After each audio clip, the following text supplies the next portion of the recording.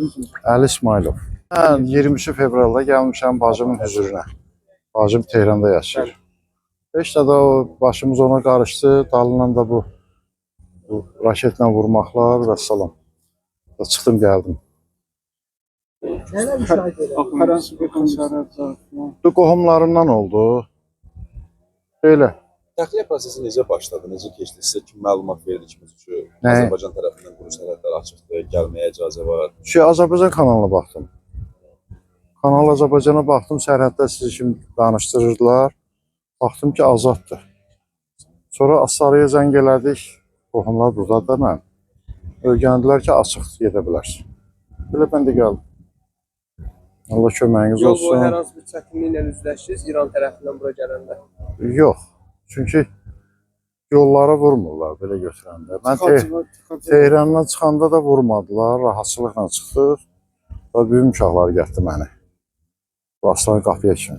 Yollarda sıxlıq müşahidə olunur təxliyə prosesi ilə bağlı. Az. Çünki indi əksərət çıxıb gəlib deyən sıxlıq azdır. Belə rahatdır gəlmək.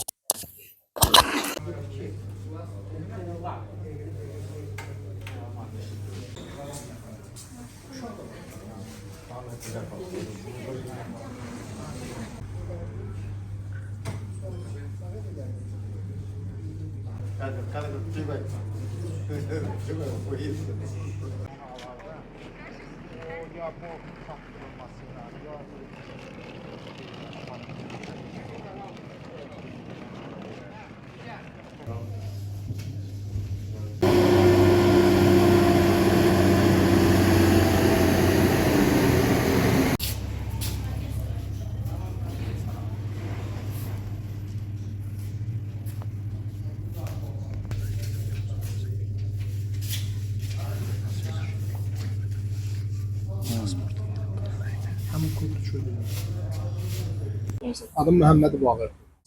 Səhər çox rahat ilə Astaradan gecə gəlmişdim, oteldeydim, səhər ərə geçmişəm. Gediyəm Dənlərə. Ramiz Hüseynov Hasanoğlu. Gürcüstandanam, Soğanlıq kəndindənəm.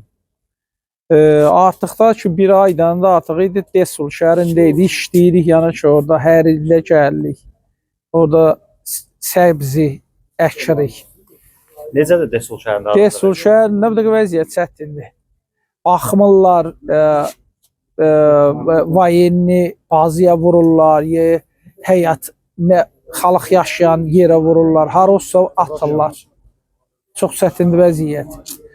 Dağcıda bizim Hasanbarda mal yığırdı, ambarın yanında bir böyük ambar var idi, vurdular, hələ büyünətən də yanır. Heç bilmirlər ki, orada səbzi yığırdılar, elə bilirlər bazadır. Vururlar. Necə gəldiniz? Yolda çətinliklər oldu mu? Çətindir gəlmək, çox trafikdir. Gəlməkdə trafik çox. Millət bilmir ki, Tehrandan hara qaçsa. Tehranı vururlar. Məktəb gəldik, çıxdıq da. Nə qədər vaxta gəldiniz? Aslında elə bir gün yarıma. Həmişə orayı mən belə bir ki, bir gün əylərdim. Gecə çıxırdım, daha sonra tezdən Astarada olurdu. Adım Eldar Fəmilin Mamedov. Tiflisin Soğanlıq məntəqəsində yaşayıram. Təxminən neçə aylardır İrandayam. Biz İrandan yük daşıyırıq Gürcüstana. Kafel falan tikinti materialları. Neçə günlərdir Yəz şəhərindəyik, Beymət şəhərindəyik. Orada müharibədən əlaqədar insanlar qarma-qarışıq olub, başlarını itiriblər, havadan saldırımlar davam edir.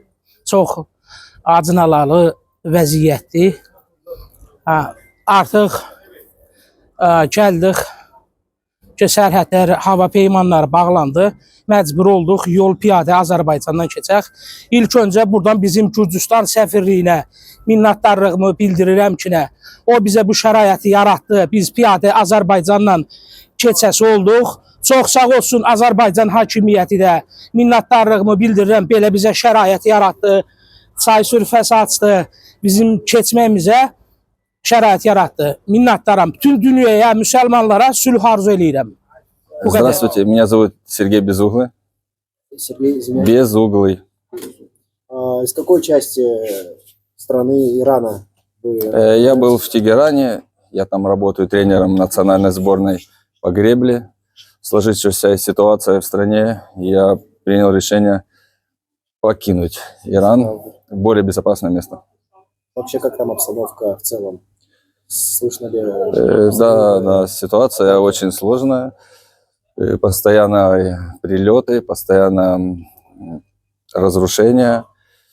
Это война, так что там очень, очень плохо. Как вы знаете, сухопутные границы Азербайджана перекрыты, но несмотря на это, в связи с обстановкой сейчас иностранцам предоставили возможность покинуть территорию Ирана через территорию Азербайджана и отправиться к себе на родину. Что вы хотели сказать? Да, я очень люблю Азербайджан. Я 7 лет прожил в Мингичауре. Это очень дружный народ. Мое сердце принадлежит, есть часть в нем и Иран, и Азербайджана. Очень хорошо, что власти быстро отреагировали и смогли открыть границу для пересечения границы иностранцам и жителям Азербайджана. Граница работает очень хорошо, без проблем. Немножко есть задержки на иранской границе из-за отсутствия интернета. А так люди комфортно переходят, есть тут пункт питания, люди получают, кому нужно по возможности водичку, продукты. Так что...